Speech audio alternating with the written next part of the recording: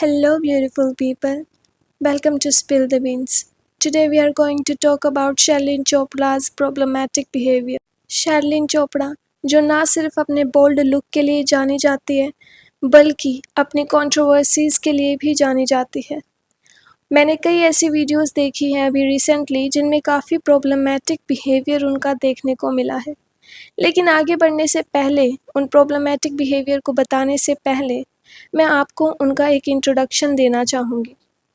शर्लिन चोपड़ा का जन्म 11 फ़रवरी 1987 को हुआ था। शर्लिन चोपड़ा का बर्थ नेम मोना चोपड़ा था और उनका असली नाम मेनका चोपड़ा है।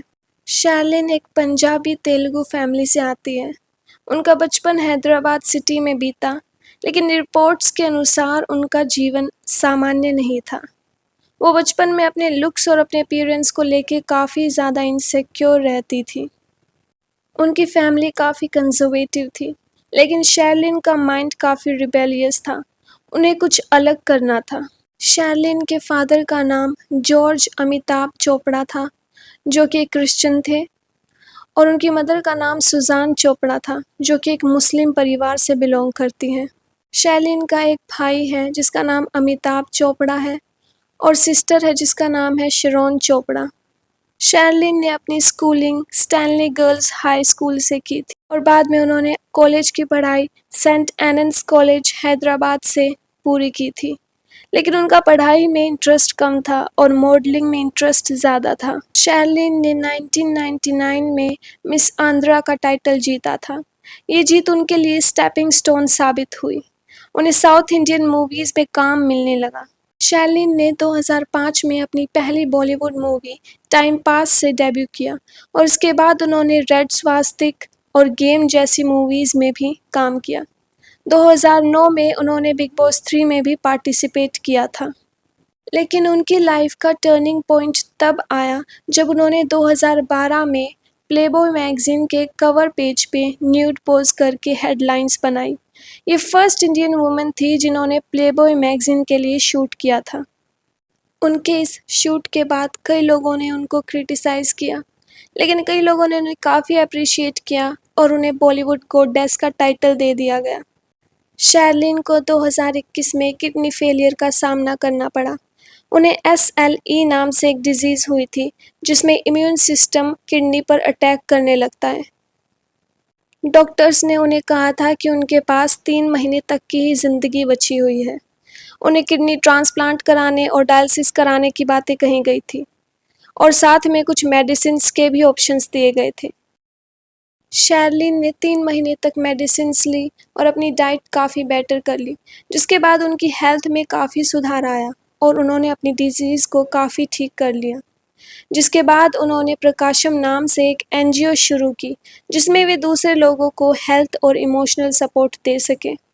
शर्लिन ने अभी अपनी प्रेगनेंसी इश्यूज़ की वजह से एक बेबी को अडॉप्ट किया है, which is a good thing. एक ऐसा देश जहाँ पे बहुत सारे ऑर्फन बच्चे हैं, ऐसे में एक बेबी को अडॉप्ट करना एक बहुत अच्छा काम है। लेकिन प्रॉब्लम तब हुई जब शर्लिन बेबी को लेकर पेपराज़ी के सामने हाई हील्स में आती हैं। यूजुअली कोई भी मदर जब अपने बेबी को कैरी करती है तो उसकी प्रायोरिटी बेबी की सिक्योरिटी और सेफ्टी होती है, ना कि हाई हील्स। इंडिया में अडॉप्शन को लेके रूल्स काफ़ी स्ट्रिक्ट हैं। अगर शर्लिन का बिहेवियर ठीक नहीं होगा तो उनका अडॉप्शन कैंसिल कर दिया जा सकता है या उन्हें कोई नोटिस आ सकता है। अगर गलती से भी हील्स की वजह से शर्लिन गिर जाती तो बेबी को सबसे ज़्यादा चोट आती। वो बेबी बहुत ज़्यादा छोटा है, बहुत ज़्यादा डेलिकेट है। इतना ज़्यादा इर्रिस्पॉन्सिबल बिहेवियर शर्लिन ने शो किया। आपने उस बेबी को अडॉप्ट किया है, वो बेबी आपकी रिस्पॉन्सिबिलिटी है। आप उसे as a public stunt use नहीं कर सकते। शर्लिन के इस वियर्ड एक्ट को देखते हुए बहुत सारे लोगों ने कमेंट्स किए हैं।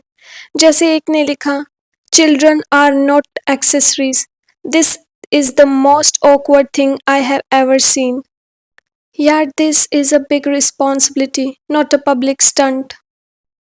Yes, she has no sense. इतने छोटे बच्चे के साथ high heels. I am nervous that at any point the ankle bent and the baby flies out. How can he do that? Please wear good clothes and don't wear heels. The child will fall and he may get hurt. Please do take care. Someone needs to save this child with her heels on. This is so ridiculous. एक और video है जिसमें baby काफ़ी ज़्यादा uncomfortable लग रहा है और कैमरा के सामने रोने लगता है। शायद उसको कैमरा की लाइट्स हर्ट कर रही होती है, बट ऐसे में भी बेबी को कंफर्ट देने की जगह शैलिन कैमरा के सामने से नहीं हटती है। बेबी को चुप कराने की कोशिश करती है लेकिन वो चुप नहीं होता और बाद में जाकर उसे वो अंदर लेकर जाती है। शैलिन का ये प्रॉब्लमैटिक बिहेवियर सिर्फ बेबी के साथ ही नहीं था, बल्कि उसने कई लोगों के साथ इस तरीके के प्रॉब्लमैटिक बिहेवियर शो किए हैं। जैसे कुछ पैपराज़ी के साथ में उन्होंने काफ़ी अनकंफर्टेबल उनको फील कराया। अभी रिसेंटली मेरे सामने कुछ वीडियोस आई जिनमें शैलिन एक लड़के को काफ़ी एम्बैरेस कर रही है। वीडियो में साफ दिखाई दे रहा है कि वो लड़का बिल्कुल भी कंफर्टेबल नहीं है। शैलिन बिना उसके कंसेंट के उसे टच करती है। हर किसी की डिग्निटी होती है, सबको अपनी रिस्पेक्ट पसंद है। जस्ट बिकॉज आपके पास ज़्यादा पावर है आप किसी को भी ऐसे टच नहीं कर सकते। जिन लड़कों के साथ ये बिहेवियर किया गया है उनके फेस पर साफ दिखाई दे रहा है कि वो इंटरेस्टेड नहीं है और काफ़ी एम्बैरेस्ड हैं। I respect all the genders. अगर किसी लड़की के साथ में कोई लड़का ऐसा करेगा तो वो गलत होगा, लेकिन अगर कोई लड़की भी किसी लड़के के साथ ऐसा करेगी तो वो भी गलत होगी। शैलिन चोपड़ा के इंस्टाग्राम पर मोर देन 15 मिलियन फॉलोअर्स हैं। बहुत सारे लोग उन्हें फॉलो करते हैं। अब ऐसे में वो इस तरीके का बिहेवियर देखेंगे तो वो भी ये सोचेंगे कि ये चीज़ें काफ़ी नॉर्मल है और हो सकता है कि अपने फ्रेंड सर्कल में कोई दूसरे के साथ इस तरीके का बिहेवियर ट्राई करे। उनके हिसाब से भी ये बिहेवियर काफ़ी नॉर्मल हो जाएगा, but in real it's actually not. Sherlyn एक दूसरी वीडियो में खुद दूसरों को कह रही होती है डोंट टच मी। वही दूसरी वीडियो में वो दूसरे इंसान को विदाउट हिज परमिशन टच कर रही होती है। वो इंसान साफ दिखाई दे रहा है कि बहुत ज़्यादा इनसिक्योर है और बिल्कुल भी कंफर्टेबल नहीं है, लेकिन शर्लिन ने शायद उसकी जो डिग्निटी है उसको रिस्पेक्ट करना ज़रूरी नहीं समझा। उस इंसान की भी एक फैमिली है, उसके घर में भी पेरेंट्स है, उसकी शायद कोई गर्लफ्रेंड होगी। वो ये सब देखेगी तो कितना एम्बैरेसिंग फील करेगी। वो लड़का खुद एम्बैरेस्ड फील कर रहा था। शर्लिन के इस बिहेवियर पर बहुत सारे लोगों ने कमेंट करते हुए कहा, I have even more respect for this guy who is not even touching her. इसकी जगह लड़के ने कहीं टच कर दिया होता तो बवाल हो जाता। वो भी डर रहा है। लड़का भी अनकंफर्टेबल हो गया भाई।